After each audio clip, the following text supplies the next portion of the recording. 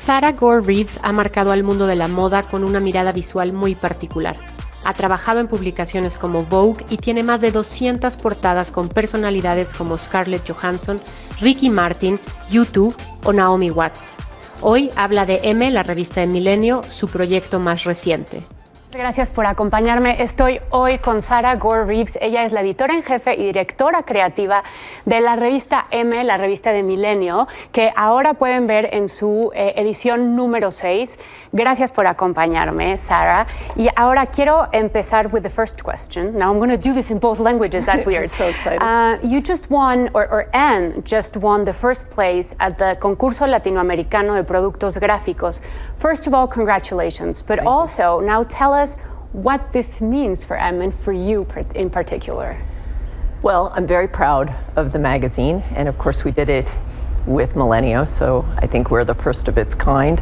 We're a newspaper magazine, which I've always wanted. When I get the Sunday paper or read through papers, I'm always wishing I had a T or a WSJ in Mexico, and nobody has that.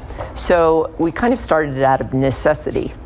I wanted to see something very beautiful with gorgeous design, talking about people that are making the world a better place. So often we focus on famous people that are gorgeous and who they're dating and the superficial things. But so often these people have deeper thoughts, and they're working with children, working to better the environment. They have disabilities. Lives. Yes, and it makes them more human. And I think we want to focus on their human side and become an intimate partner with them. And that sort of leads me to the next question, which is, what is exactly M? And why this market? Why did you choose this? I mean, I understand that link and love that you have for newspapers, for reading, for magazines, but why was this interesting for you? Why did you want to do it in Mexico? And what exactly does it stand for? Well, you know, the first thing I remember is when I moved to Mexico, I adopted a Mexican husband on the way, who I'm very proud of, and Mexico became my home. I started to work with Vogue, and I became a fashion director for Vogue.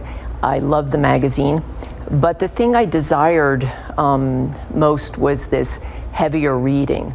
And Vogue is on its own, it's wonderful, it's a beautiful fashion magazine. Yes. We are not a fashion magazine, we're more than that. We are respective of art and humans, and we're in need now, especially after COVID, of a deeper thought process. And I made Mexico my home. I see Mexico growing in all fields. Culinary is impossible to be here. I think fashion is growing. It's not there yet. I think art is at the forefront, and I am growing with it. But I remember when people said, you'll never do anything amazing in Mexico. And I remember just being in the gym and talking to an agent, and he said, you'll never get this model, you'll never get that actress, as if Mexico would never rise to the occasion. And I am a big believer in Mexico. I think Mexico is going to be the surprise to the world in every area. Let's talk about the characters that you have on these covers. You have from Miranda Kerr, Christina Ricci, to Bruna Marquezine. You have people from all over the world being displayed, as you say, as humans that have deeper thought processes, that have deeper lives, that care for the world. Aside from what I've just said, what are the few other things that you think have all of them in common, and why you chose them to have them in the cover? Well, every person is not perfect.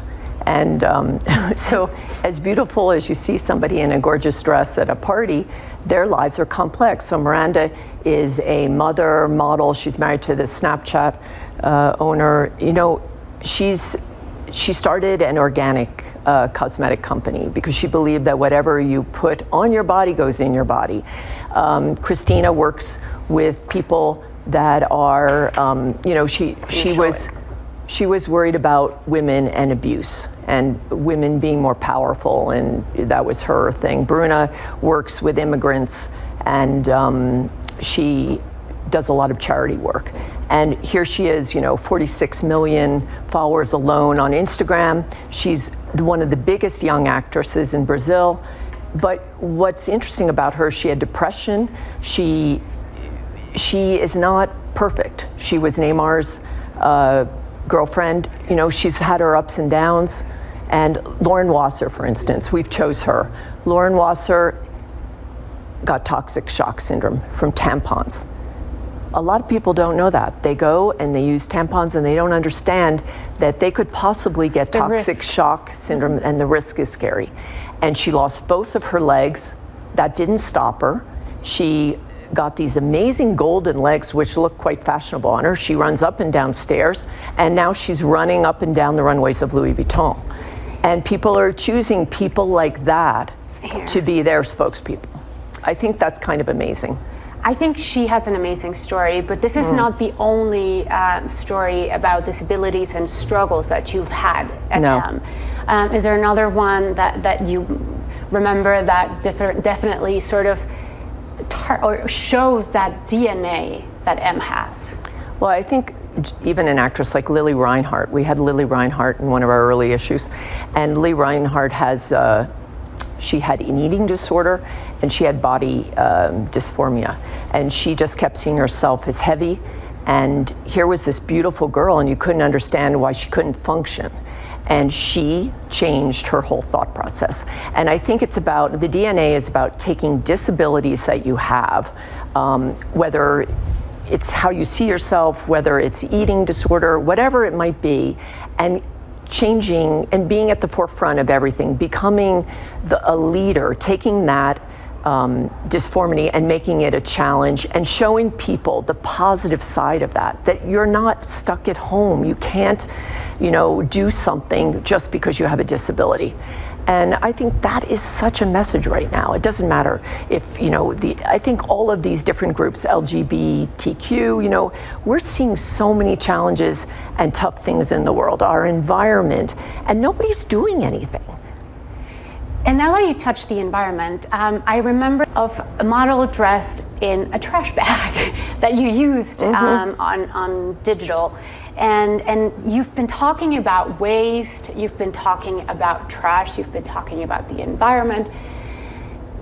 And you just said, we need to target this. How do you target those topics in a magazine that in all principle looks luxurious and about fashion and art and architecture? How do you get from that to waste?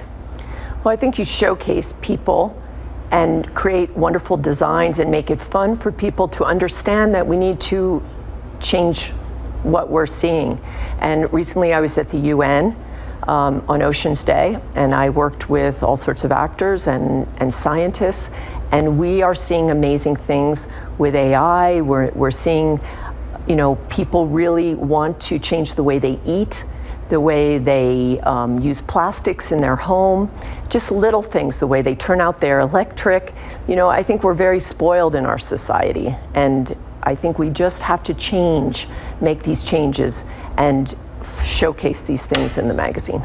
Now, this is an example of how topics from luxury to architecture to fashion can live in the same editorial space as responsibility, as the environment, as climate change. But how do you balance it all out so that the magazine ends up having that powerful message and also allowing people to enjoy the images and the great photography and artwork that you do here? Oh, thank you.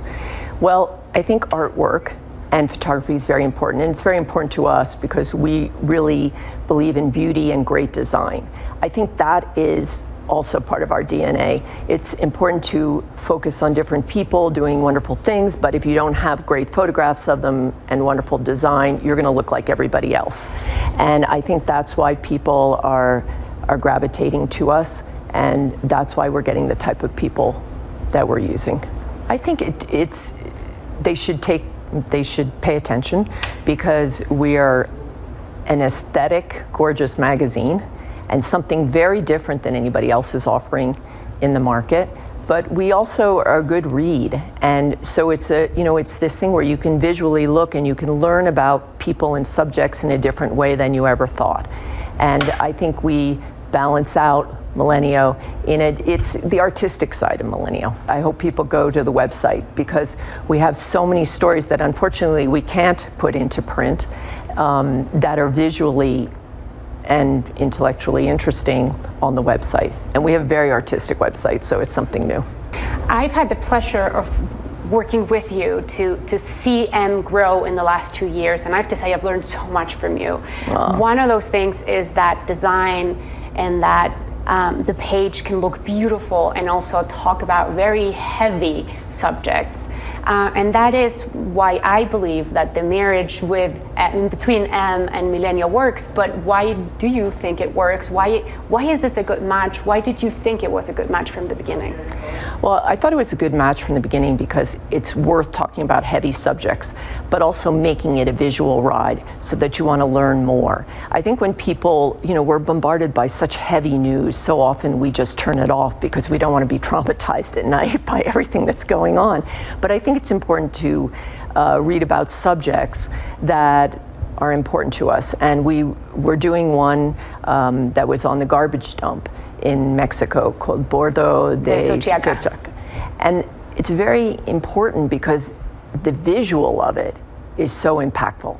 So if you don't get it in the photo, you can read about it, but you must marry the two things together. The photos tell it, you wouldn't even have to write anything about it by just seeing these photos. And we have to tackle subjects like that. They're very, very important to the change. And that, I think, is the key to the magazine. So don't miss that story. No se pierdan esa historia porque realmente tiene muchísimo valor en términos de cómo manejamos los desechos. Oh, and also, let's not forget about what's coming up in September. Oh yeah, what is coming up in September? Well, I think a lot of people in Mexico watch Emily in Paris, and one of the stars is going to be on our cover. And the exciting part also is I think people need to know that everybody that we shoot ourselves and are exclusive to us. So get ready for September. And why we chose this actor is because they're it's very important to them what's going on in the environment. And they led the UN Oceans Day. Sara Gore Reeves, thank you so much for your time. Thank you Gracias very a much. ustedes por acompañarnos y nos vemos en la siguiente. Thank you.